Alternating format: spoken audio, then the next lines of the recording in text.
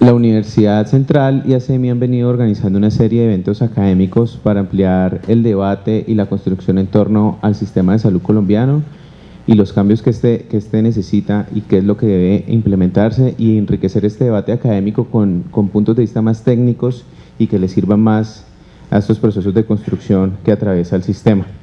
El día de hoy vamos a tocar un tema que es sobre planes de beneficios y el impacto que esto puede tener el impacto financiero que esto puede tener en el sistema de salud colombiano. Vamos a tener 4 charlas alrededor de estos temas. La primera charla es sobre la construcción de planes de beneficios, cómo ha venido dándose este proceso en Colombia y qué va a cambiar o cómo va a ser el rumbo con la ley estatutaria frente a este tema. La siguiente charla es sobre el impacto del alto costo en las enfermedades, el impacto de las enfermedades de alto costo en el sistema de salud colombiano y cómo lo que incluye en el plan de beneficios para estas enfermedades puede impactar financieramente el sistema de salud, no tanto de Colombia, sino de los países de la región muy parecidos a Colombia. Luego contaremos con la charla del IETS sobre cuál va a ser el papel de los institutos de evaluación de tecnología de salud frente a las nuevas tecnologías y la inclusión de estas dentro de los planes de beneficios, y cerraremos el día con la charla del doctor Giovanni Mesa sobre el rol del distribuidor de medicamentos en la cadena de atención al paciente y en el sistema de salud.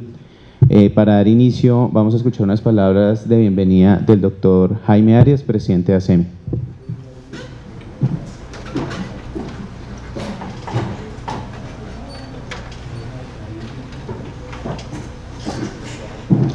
Muy buenos días a todas ustedes y a todos. Nos complace dar comienzo a este ciclo de 4 o 5 charlas o conferencias organizado por la Universidad Central y por el Centro de Investigación y Capacitación de ASEMI. El tema es importantísimo y de mucha actualidad. El de construcción de planes de beneficio y todo lo que sigue. Es un tema complejo y nosotros queremos hoy dar una discusión muy tranquila porque es polémico. Hoy, por ejemplo, el editorial del Tiempo es sobre el enfrentamiento que hay entre 2 sectores alrededor de los biotecnológicos y biosimilares. Pero por donde uno coja toda esta cadena, el tema es complejo. Es complejo porque los medicamentos, pues, primero cuestan, pero segundo son muy importantes. Los medicamentos son el instrumento más importante con que cuenta la medicina para mejorar la condición de los pacientes, sin la menor duda. Pero tienen costos. Entonces uno está ante ese dilema. Bueno, podemos ofrecerle a los pacientes, sobre todo los pacientes de alto costo, que creo que es uno de los temas de hoy, todo lo que necesitan, sacrificando de pronto que el sistema cubra a más población. Ese es un dilema muy difícil que se está dando inclusive en los países de más alto desarrollo. En los países pobres, como Colombia, pues el problema todavía es mucho más fuerte. Pero hay que darlo con tranquilidad. Vamos a ir llegando, vamos a ir aproximándonos. El país tiene que tomar unas decisiones. ¿Qué es lo que quiere y qué es lo que puede? Y alrededor del tema de la reciente ley estatutaria aprobada el año pasado en el Congreso y ahora revisada por la Corte Constitucional, cuya sentencia estamos esperando, pues se reabre el debate, porque la Corte Constitucional toca, el proyecto de ley estatutaria toca el tema de planes de beneficios, y ahí viene nuevamente una pregunta que todavía no la tenemos totalmente clara. Se acabó el POS y entra Colombia a un sistema de beneficios total o casi ilimitado, con unas excepciones que plantea la propia ley estatutaria. Ese va a ser un debate muy duro. Por ejemplo, desde el punto de vista de los pacientes, puede ser mejor que se acabe el POS, que el plan sea total, integral y casi ilimitado. Desde el punto de vista de los médicos también, mucho mejor para el médico tener a disponibilidad todos los medicamentos. Desde el punto de vista de las EPS es igual, eso no las afecta porque se supone que el PAN es pagado. Y desde el punto de vista del Estado, ¿qué? Que es otro actor importantísimo. ¿Es posible realmente pagar el POS y el no POS, juntarlos, cuando ya el POS vale más del 20% de lo que vale el POS, y al futuro va a valer mucho más.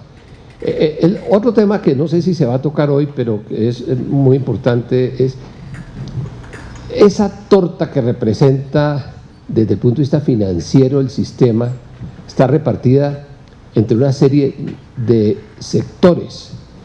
El sector farmacéutico debe tener más o menos el 25% hoy en Colombia de esa torta, desde el punto de vista financiero, quiero decir.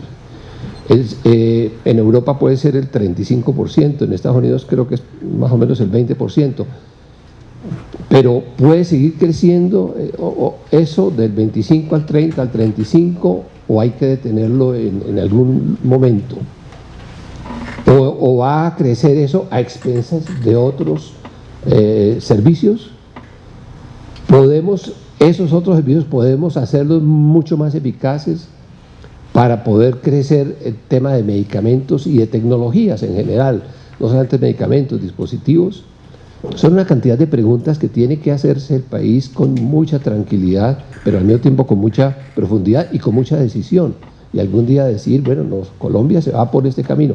Por esa razón quisimos hacer esta reunión, que va a ser muy, muy informal, repito, donde tratamos de tocar algunos de estos aspectos que van a estar en la agenda de las discusiones públicas en los próximos meses.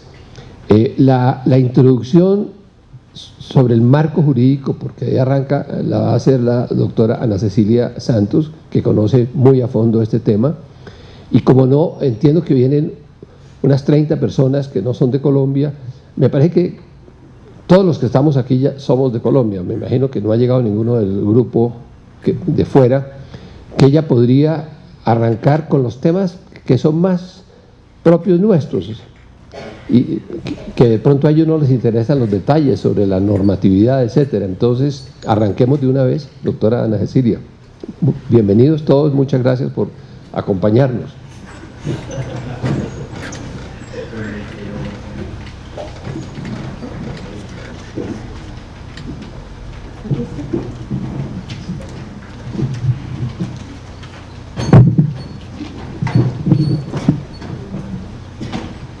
Muy buenos días a todos, es un placer estar aquí con ustedes en el día de hoy. Vamos a hacer una revisión muy rápida de lo que ha venido siendo el concepto de salud en Colombia, para enmarcar en qué momento surge todo el tema de planes de beneficios, con un especial énfasis en lo que ha sido el plan obligatorio de salud y los retos que nos plantea la ley estatutaria a futuro como país.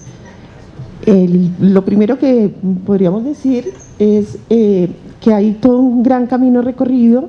Efectivamente, la salud aparece como servicio desde la Constitución del 86, y a partir de ahí se van empezando a desarrollar una serie de conceptos ligados a lo que es asistencia pública, seguridad social para un grupo de trabajadores, gasto privado en salud, y empieza a haber algunos desarrollos en materia de seguridad social. La segunda etapa ya viene en un concepto de la salud como un derecho para la gente, y comienza con la Constitución del 91. Esto no quiere decir que solo hasta el 91 entendamos que la salud es un derecho. Digamos que ha habido desarrollos previos en donde el país se ha empezado a mover con la ley 9 del 79, etcétera, hacia el concepto de derecho, pero ya se consagra de manera explícita en la Carta Política del 91 y se entiende como un derecho que se enmarca dentro del concepto social, económico y cultural, y por lo tanto son derechos que requieren de presupuesto y de una serie de condiciones para garantizar su efectividad.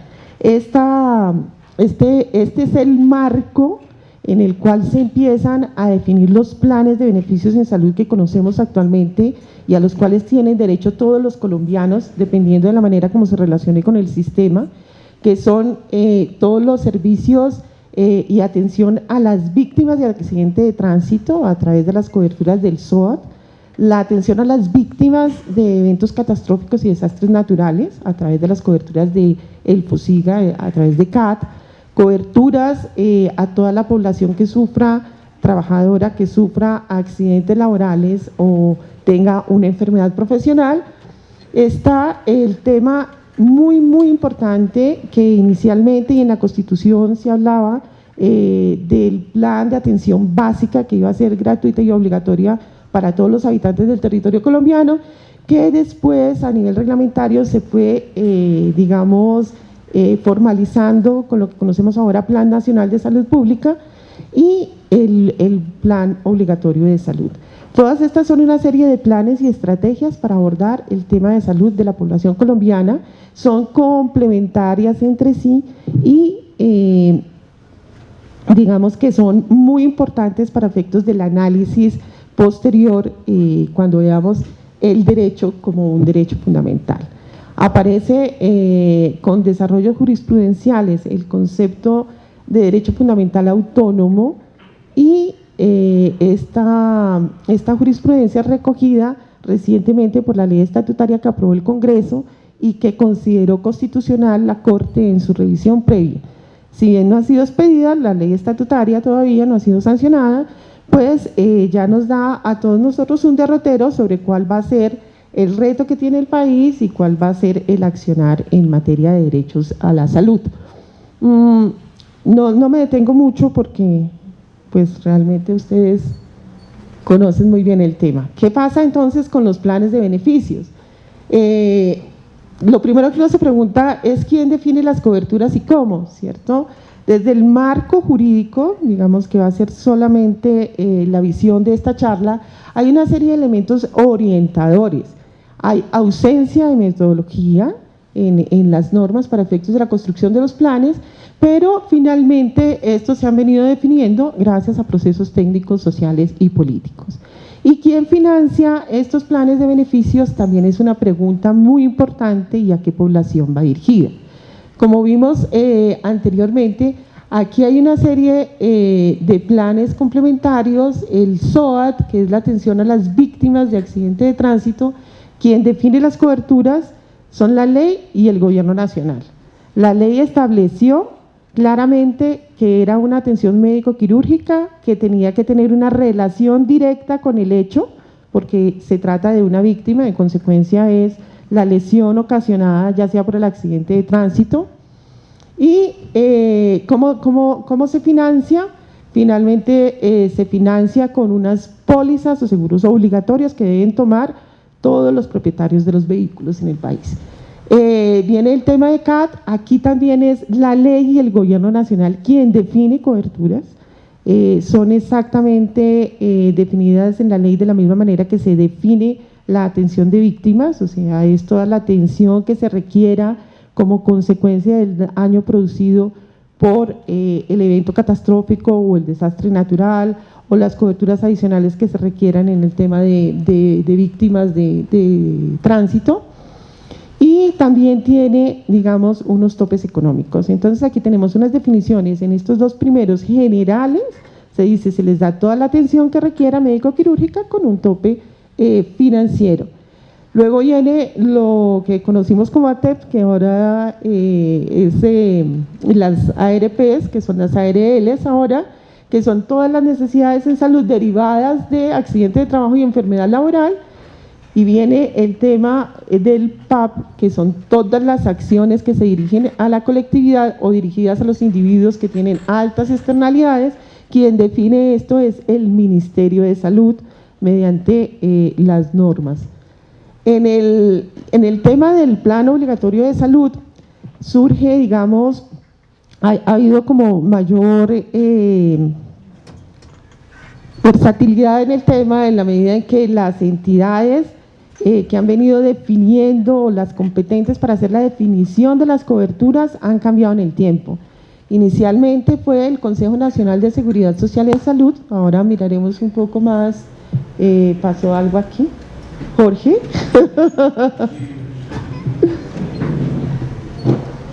¿Me alcanzan los papelitos que tengo en el bolso? Entonces digamos que las coberturas inicialmente eran dirigidas por el Consejo Nacional de Seguridad Social y Salud, que era un ente de concertación en donde participaban todos los actores del sistema, y digamos que tenía como una serie de ventajas interesantes, y era que a la medida en que participaban todos los actores se hacían explícitos todos los intereses de todas las personas que intervenían en el sistema. Teníamos pues el tema de los ciudadanos, el tema de los sindicatos, los trabajadores, tenían representación las IPS, tenían representación las EPS y los gobiernos departamentales, municipales y el gobierno nacional. Posteriormente esta decisión fue asignada por ley a la Comisión de Regulación en Salud, y actualmente la define el Ministerio de Salud. Esto obedece también como una gran inquietud que venía surgiendo en el país y que fue también cuestionado por la jurisprudencia. ¿Qué es lo que pasa con el Plan Obligatorio de Salud? El Plan Obligatorio de Salud fue considerado como el eje del sistema, y en la medida en que fue considerado como el eje del sistema, las expectativas de los individuos para la satisfacción de todas sus necesidades en salud se volcaron en el POS y no en los otros planes de beneficios, ni para el ciudadano. Realmente la diversidad de las otras coberturas fueron desapareciendo, porque todas las expectativas o todas las necesidades finalmente las canalizaba a través de la EPS y del POS. Esto, por supuesto, generó una gran presión, aunado a la falta de actualización del Plan Obligatorio de Salud, generó una gran presión sobre el POS para cubrir muchas de las cosas que no se encontraban listadas de manera explícita en él. Llegamos a un exceso de judicialización, es que estaba fallando desde el comienzo, de judicialización, y finalmente hubo la sensación en el país que este plan había perdido legitimidad. ¿Qué es importante mirar entonces? Y me voy a detener en el Plan Obligatorio de Salud, justamente porque ha sido el centro de la discusión, y porque mal que bien los demás planes, la competencia de la definición ha sido a través de ley o a través de órganos del gobierno que no han tenido ningún cuestionamiento ni ninguna presión para efectos de ampliar sus coberturas. El POS, entonces, inicialmente, como les comentaba, lo definió entre el 94 y el 2009 el Consejo Nacional de Seguridad Social en Salud. Vamos acá. La 7.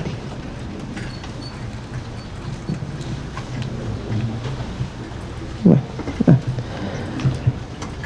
Después, entre 2009 y 2012, viene la Comisión de Regulación en Salud. Esta ya está compuesta de una manera diferente, no participan todos los agentes del sistema. La pretensión de la ley 1122, que fue la que creó, no importa, que fue la que creó, entonces así que más cómodo, que fue la que creó la Comisión de Regulación en Salud, era tecnificar, garantizar que las decisiones en materia de cobertura obedecieran a decisiones de un grupo de expertos y a decisiones de gobierno, para garantizar no solamente la pertinencia desde el punto de vista médico y científico, sino también la viabilidad financiera. Participaban entonces el Ministerio de la Protección Social, el Ministerio de Hacienda Pública y 5 comisionados expertos que eran designados por el presidente de la República, de ternas enviadas por algunos grupos o sectores que participaban en el sistema. A partir del 2013, la definición la toma el Ministerio de Salud y Protección Social. ¿Por qué es relevante esto? Porque digamos que si ustedes ven en el tema de coberturas, hay una serie de cuestionamientos y de intromisión de alguna manera por parte de la rama judicial, que va determinando una serie de debates sobre cómo deben ser adoptados, tratándose de un derecho, las decisiones en materia de coberturas en salud y quién es el que debe garantizarlas. ¿Cómo se construye inicialmente el plan obligatorio de salud? Partimos desde el 94 con un punto de referencia muy importante, y es que la ley fijó un mínimo que tenía que ser el punto de partida del plan de beneficios. Y ese plan de beneficios mínimo era el conjunto de servicios que en ese momento estaba prestando el Instituto de Seguros Sociales. Entonces, comenzamos a partir del listado explícito que tenía el ICE en ese momento, que no lo tenía formulado como un plan de coberturas, sino que lo tenía formulado a través de un manual de tarifas. Se toma ese manual de tarifas como referencia de las coberturas y se arma mediante un acuerdo del Consejo Nacional y un decreto de gobierno y una resolución de ministerio, lo que conocimos como el Manual de Actividades, Intervenciones y Procedimientos en Salud. Ya va a acabar. ¿Cuáles son los elementos y criterios orientadores entonces para la actualización del POS desde el punto de vista legal? La ley siempre veía que debía el POS actualizarse de acuerdo con cambios de la estructura demográfica de la población, el perfil epidemiológico nacional, la tecnología apropiada disponible en el país y las condiciones financieras del sistema. Si ustedes ven, aquí hay dos elementos muy importantes que se mantienen en todos los pronunciamientos también del Consejo, que por supuesto tiene que ir acatando lo que dice la Ley 100 y que se mantiene la Ley 100, digamos. Entonces hay un gran grupo de conceptos, digamos, orientados a todo el tema de la salud, y otro sobre las condiciones financieras y sobre la disponibilidad de recursos con que cuenta el país. Así vemos nosotros que hay una serie de normas sobre las cuales no voy a entrar a profundizar, que ustedes las conocen bastante mejor, ¿cierto? Y finalmente la resolución del ministerio, que es el nuevo POS, que ha venido siendo digamos un avance en materia de actualización y aclaración frente a lo que tuvimos inicialmente, se tiene que ajustar también a estos criterios de ley. Entonces tenemos que tener en cuenta no solamente el tema del perfil epidemiológico, las necesidades sentidas de salud de la población, sino también tenemos que tener en cuenta la disponibilidad de recursos con que cuenta el país. En materia de actualizaciones, vamos a ver si podemos llegar allá.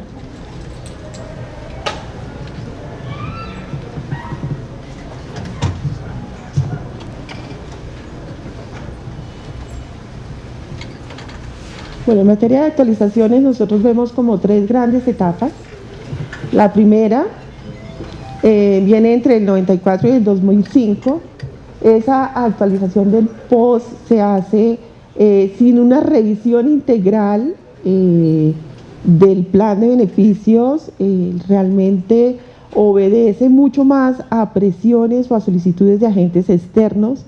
La primera que se da es para incluir unos medicamentos para el VIH-Sida, y se hace por presión de la Corte Constitucional, en donde se dice: es imposible que un problema de salud como el que tiene en este momento el país y como lo que se esperaba de acuerdo con las predicciones que se hacían, no tenga dentro de su plan de beneficios garantizados una serie de medicamentos que son indispensables.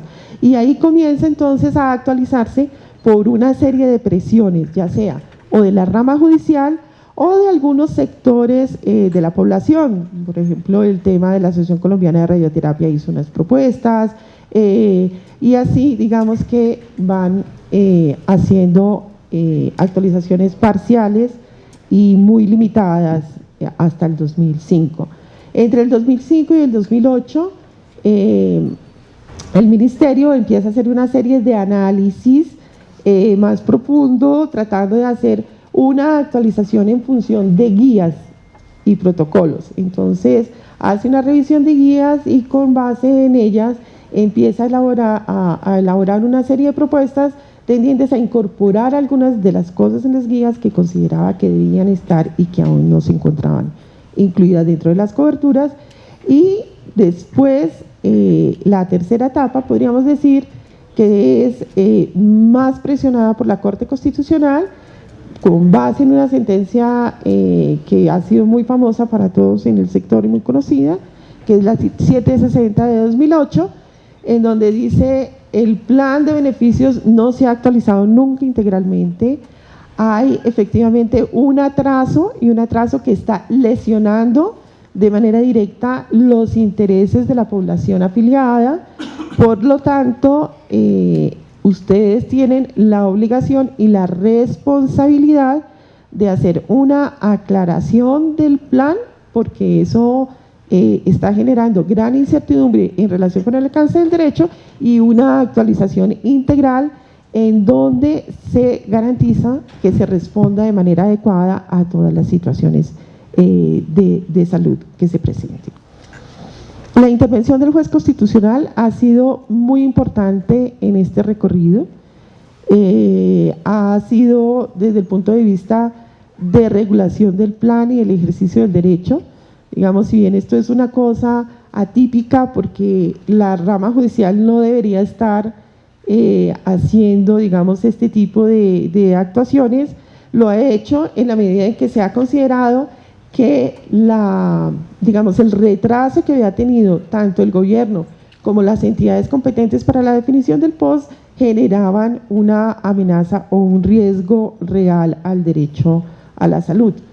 Entonces, digamos que aquí ha venido existiendo también una grave amenaza a la sostenibilidad financiera del sistema, en la medida en que se ha venido regulando a través del juez constitucional la inclusión incluso para casos específicos de contenidos que no están incluidos en el plan y que han generado una gran presión financiera sobre el sistema, una presión financiera que ha generado riesgo para el acceso a los servicios de salud de la totalidad de la población o de la colectividad, que ha generado también grandes problemas desde el punto de vista de flujo de recursos entre el POSIGA, las EPS y las IPS.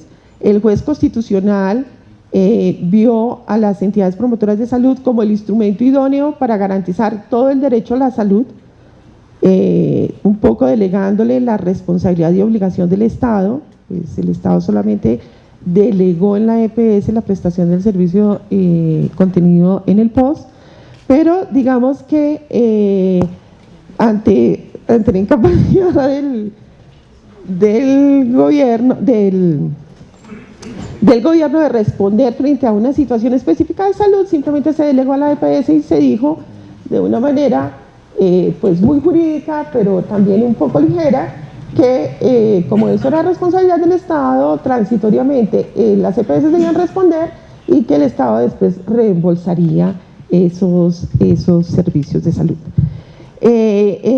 También la rama judicial intervino mucho en todo lo que es el derecho a la información para exigir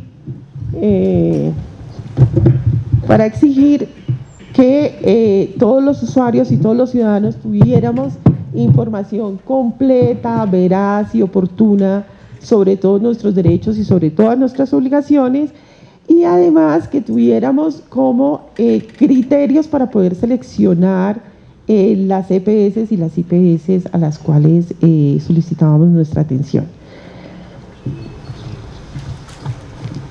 En materia ya de actualización, digamos que como simplemente por información, otra de las presiones que ejerció el juez constitucional sobre el gobierno para inclusión de servicios del POS estuvo un tema sobre ácido, la inclusión de ácido soledrónico dentro del POS, y también está todo el tema de la interrupción voluntaria del embarazo. ¿Qué tensiones? Esto genera muchas tensiones. ¿Por qué? Porque en la medida en que se ha venido individualizando el derecho y el juez ha jugado un papel preponderante para la protección de las personas desde el punto de vista individual del caso específico, quitando, digamos, las barreras o los contenidos que se habían previamente establecido, pues se distraen los recursos del resto de la población y finalmente se genera un riesgo para la atención del resto de la colectividad. Entonces, nos ha tenido bastante entretenidos este tema en ver de qué manera logramos construir unos límites precisos en relación con el alcance del derecho, garantizando un poco la prevalencia del interés general sobre el interés individual. Este equilibrio es muy importante y es un proceso social y político difícil, es complejo, pero en algún momento tendrá el país que hacerlo y lo tiene que hacer ahora bastante presionado por todo el tema de la ley estatutaria. ¿Qué hace la ley estatutaria? La ley estatutaria declara como derecho fundamental las acciones colectivas y las acciones individuales en salud. En relación con las acciones colectivas no hay mayor desarrollo en la ley estatutaria, hay digamos unos parámetros mucho más claros en la parte de derechos individuales, pero pasamos de un listado que tenemos actualmente, un listado explícito de contenidos, un listado explícito de exclusiones, a solamente un listado explícito de exclusiones en el plan de salud. ¿Qué otro tipo de tensiones se han venido generando a raíz de la ley estatutaria? Es el tema de la autonomía del médico tratante y las diferentes interpretaciones que se dan. Hay dos, como en salud, digamos, en este país se han radicalizado las posiciones y hay dos visiones bastante opuestas sobre el concepto de la autonomía. ¿Cuál es, digamos, como lo deseable o lo importante? Que la autonomía se respete como un derecho de un sector médico para autorregularse de manera colectiva, que esa autonomía del médico tratante no puede ser un derecho individual absoluto y que efectivamente existan unos mecanismos que permitan garantizar efectivamente la calidad de la atención y la pertinencia de lo que se está prescribiendo al paciente, de tal manera que dentro del mismo gremio médico existan las posibilidades de hacer todo el tema de auditorías concurrentes y segundas opiniones que son tan importantes. Otras de las grandes discusiones que se avecinan, que parecen superadas desde hace muchos años atrás, pero que vuelven y resurgen de manera periódica, es la tensión que hay en relación con la participación del sector privado en el sistema. La Corte Constitucional, en relación con la ley estatutaria, a propósito de un artículo en donde preveía la participación del sector privado, se pronunció y dijo que efectivamente era constitucional. El concurso del sector privado ha sido y será muy importante para el país en la medida en que está nutriendo de recursos y de herramientas necesarias para administrar, para gerenciar y para prestar los servicios de salud y para garantizar el acceso. ¿Qué viene entonces o qué pensamos que puede venir dentro de todo este contexto? Primero, la necesidad de fortalecer mucho más los modelos de atención, haciendo énfasis en lo que es atención primaria en salud, pero adicionalmente, y tal como lo señala la ley estatutaria, estableciendo unos modelos de atención especiales en aquellas zonas apartadas con población dispersa, en donde realmente podamos garantizar la efectividad del derecho. Un tema de fortalecimiento de recurso humano y un desarrollo de la ley estatutaria en unos puntos específicos que fueron señalados también por la Corte, que implica redefinir en un plazo de 2 años el plan de beneficios para pasar del listado que hablábamos, del listado positivo y del listado negativo a un listado negativo, el tema de definición de cuáles van a ser las acciones colectivas en salud, que son derechos de todos los ciudadanos, establecer cuáles son los mecanismos de protección social, y esto es muy importante. Si ustedes miraron en el periódico, creo que de ayer o antes de ayer, vuelve a mencionarse una tutela en donde se recogen varias tutelas por parte de un magistrado de la Corte Constitucional, en donde dice la necesidad, o sea, que perciben ellos como desde la rama judicial, de buscar mecanismos de protección en todo el tema de pañales, alojamiento, transporte, que ha sido un tema que no es pacífico, porque el sector salud siempre ha venido considerando que no es su responsabilidad y que si bien sí son necesarios como mecanismos para garantizar la accesibilidad o para mantener unas condiciones de calidad de vida, deben ser suministrados con cargo a recursos diferentes del sector salud y debe ser una responsabilidad del Estado, tal como lo señala la Corte Constitucional. Esto es un problema del Estado y habrá que establecer unos mecanismos específicos para su resolución. El otro tema que es muy importante es el tema de la política de control de precios. Ahí se abre una puerta para el gobierno para efectos de racionalizarlos y para garantizar un manejo eficiente de los escasos recursos con que cuenta el sector salud. Y ahí vale la pena como revisar con cuidado el tema, porque si bien la ley estatutaria solamente habla de una política de medicamentos, el concepto de la Corte es que es viable desde el punto de vista constitucional este control, en la medida en que se garantiza el acceso y que es uno de los elementos indispensables para garantizar el acceso, lo cual significaría que podría ser también aplicado en muchos otros casos en donde se requiera para efectos de garantizar el acceso. ¿Cuál es como el gran reto que tiene ahora el país? Es como mirar con los recursos disponibles que tiene en este momento, cómo hace para prestar más y mejores servicios garantizando el interés colectivo.